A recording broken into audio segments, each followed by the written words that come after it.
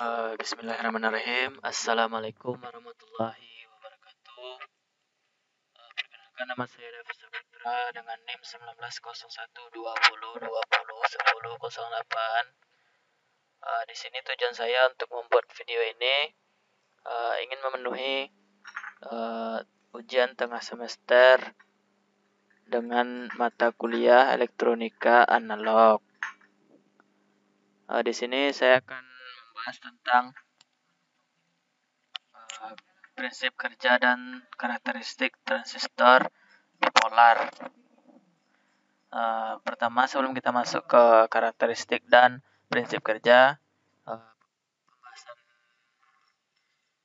pembahasannya kita masuk dulu ke pengertian transistor, jenis-jenis transistor, kategori transistor, pengertian transistor BJT atau bipolar junction transistor, pengertian transistor FET atau File Effect transistor, prinsip kerja transistor BJT, prinsip kerja transistor FET, dan karakteristik transistor BJT, bipolar junction transistor atau FET, File Effect transistor.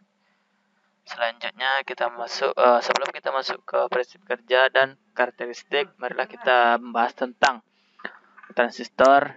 Transistor ini ditemukan oleh Walter Blackton, William Shockley, dan John Barnett pada akhir Desember 1947 di Bell Telephone Laboratories. Mereka berhasil menciptakan suatu komponen yang punya sifat menguatkan, yaitu transistor. Transistor adalah alat semikonduktor yang dipakai sebagai penguat, sebagai sirkuit pemutus, dan penyambung arus atau switching. Transistor ini terdiri dari bahan tipe P dan diapit oleh bahan tipe N atau transistor NPN dan transistor PNP. Inilah gambar dari transistor dan ini gambar dari penemunya. Selanjutnya kita masuk ke jenis-jenis transistor. Yang pertama, transistor frekuensi rendah yang memiliki cara kerja khusus untuk aplikasi audio dan frekuensi rendah di bawah 100 kHz. Yang kedua, transistor frekuensi tinggi. Pada prinsip kerja transistor ini dirancang khusus untuk aplikasi radio dan frekuensi wideband 100 kHz dan di atas 100 kHz. Yang ketiga, masuk ke transistor power atau daya. Transistor jenis ini bekerja pada tingkat daya yang signifikan. Perangkat ini dibagi menjadi jenis audio dan frekuensi radio. Selanjutnya, transistor switching atau saklar.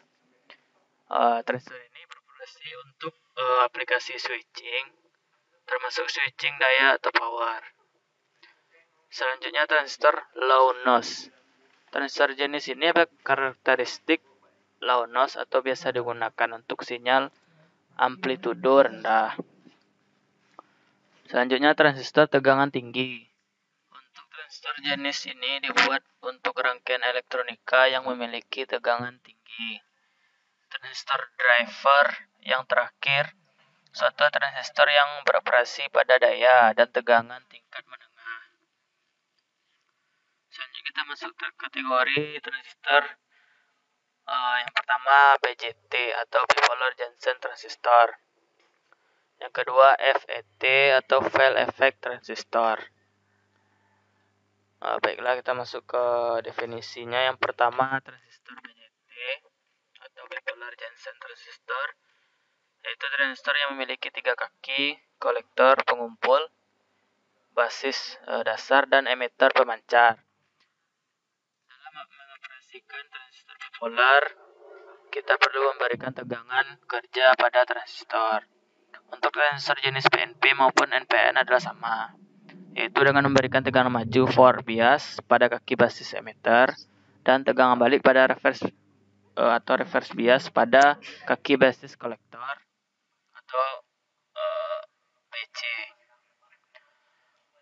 Selanjutnya kita masuk ke inilah gambaran dari transistor PJT yang mana kaki emitter di atas, base dan kolektor di bawah untuk transistor PNP, dan untuk PN kolektor di atas, base di tengah tetap dan emitter di bawah. Contoh tipe-tipe transistor dari PJT. Selanjutnya kita masuk ke transistor FET atau File Effect Transistor. Transistor ini merupakan piranti semikonduktor yang juga tersusun dari material N dan P. FET merupakan modifikasi dari transistor BJT yang menggunakan tegangan sebagai variabel pengontrolnya. Hampir sama dengan BJT, transistor FET juga memiliki 3 kaki, tapi dengan nama yang berbeda, yaitu gate, source, dan drain. Di sini gambarnya kita bisa lihat yang di atas drain, yang tengah gate, dan yang di bawah source. Selanjutnya kita masuk ke prinsip kerja transistor BJT atau bipolar junction transistor. Transistor ini merupakan komponen semikonduktor yang terdiri dari 3 terminal atau kaki semikonduktor basis, kolektor, dan emitter. Transistor ini digunakan sebagai penguat sinyal listrik pada saklar digital. Umumnya kaki atau terminal basis dan emitter mempunyai tegangan listrik sebesar 0,5 hingga 0,7, yang artinya memerlukan tegangan listrik minimal antara 0,5 hingga 0,7 volt. Sebagai pembuat arus listrik mengalir melewati kaki emitter ke basis atau basis ke emitter, dan kolektor ke basis atau basis ke kolektor. Secara teknis, prinsip kerja sebuah transistor BJT merupakan komponen aktif dengan 3 terminal yang berasal dari bahan semikonduktor berbeda sehingga dapat bertindak sebagai isolator atau konduktor dengan menggunakan tegangan maupun sinyal yang kecil. Selanjutnya inilah prinsip kerja dari BJT, gambarnya kita bisa lihat. Ini jenis PNP dan NPN. Ini ada 3 konfigurasi transistor di mana ada input dan output. Di sini masing-masing gambarnya kita bisa lihat, ini ada common base, basis bersama, atau yang ini common collector, dan ini common emitter, di mana ini ada beberapa di sini kita bisa lihat. Di sini inputnya berbeda-beda. Di sini inputnya ada di emitter dan outputnya ada di kolektor. Di sini ada inputnya ada di basis dan keluarnya ada di emitter. Dan ini inputnya basis dan keluarnya ada di kolektor. Di sini berbeda dengan berbedanya ada di pada ground atau grounding atau pengaman. Dan di sini berada di basis, yang kedua ada di kolektor, dan ketiga ada di emitter. Selanjutnya kita masuk ke prinsip kerja transistor FET atau File Effect Transistor.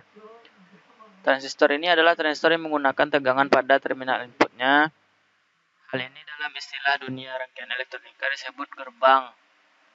Gate. Gerbang ini mengontrol arus yang mengalir melalui kaki terminal komponen transistor ini dan menghasilkan arus keluaran yang sebanding dengan tegangan input. Oleh karena itu, komponen ini disebut juga transistor yang bisa mengatur tegangan. Transistor ini mempunyai 3 kaki terminal semikonduktor yang satu arah serta memiliki karakteristik yang mirip dengan transistor BJT, yaitu punya efisiensi kerja yang tinggi, penggunaan yang praktis, tahan lama dan juga murah, dan dapat digunakan pada hampir semua perangkat elektronika yang ada saat ini, dan dapat menggantikan fungsi transistor BJT. Ukuran dari transistor FET ini bisa lebih kecil dari BJT, dengan konsumsi daya yang lebih kecil, serta disipasi daya, berubahnya tegangan listrik menjadi tegangan panas per satuan waktu yang rendah. sehingga membuat transistor FET ini cocok atau banyak digunakan dalam rangkaian logika digital. Jadi intinya bisa merubah tegangan listrik menjadi tegangan panas per satuan waktu. Ini gambar dari prinsip kerja transistor FET. Di sini kita bisa lihat ada 3 kaki yang terma drain, gate, dan source. Nah, selanjutnya kita masuk ke karakteristik transistor BJT dan FET. Yang pertama, konversi. Transistor BJT mengkonversikan arus menjadi arus, sedangkan FET mengkonversikan tegangan menjadi arus yang ke input. Transistor BJT membutuhkan arus input, sedangkan transistor FET tidak membutuhkan arus input. Yang ketiga, input dan output. Hubungan input dan output pada transistor BJT biasanya linear. Ini yang direpresentasikan kalau ada grafik yang bisa dilihat di osiloskop berupa sebuah garis lurus, tetapi tidak linear untuk jenis sinyal yang besar atau bertegangan tinggi. Hal ini dapat mengakibatkan distorsi pada sinyal yang besar yang diteruskan ke sebuah transistor FET. Untuk kecepatan, FET dapat melaksanakan proses pensaklaran atau switching secara lebih cepat dari BJT. Namun kedua jenis transistor ini dirasa cukup untuk memenuhi kebutuhan kebanyakan besar aplikasi rangkaian elektronika. Yang kelima, resistor input. Sebuah FET tidak membutuhkan sebuah resistor di depan kaki terminal gate-nya. Hal ini menjadikan rangkaian yang bersangkutan jauh lebih sederhana. Terus yang terakhir, tahanan atau hambatan output. Kebanyakan FET memiliki tahanan yang sangat rendah ketika dalam keadaan aktif, biasanya kurang dari 1 ohm. Hal ini membuat komponen ini sangat cocok untuk digunakan dalam rangkaian saklar transistor. Inilah daftar pusaka. Di sini saya melampirkan sumber-sumber dari presentasi atau PPT saya. Selanjutnya, baiklah, terima kasih. Hanya itu yang dapat saya sampaikan. Apabila ada kesalahan, saya mohon maaf. Di sini saya juga belajar dan harus banyak lagi belajar. Saya akhiri. Assalamualaikum warahmatullahi wabarakatuh.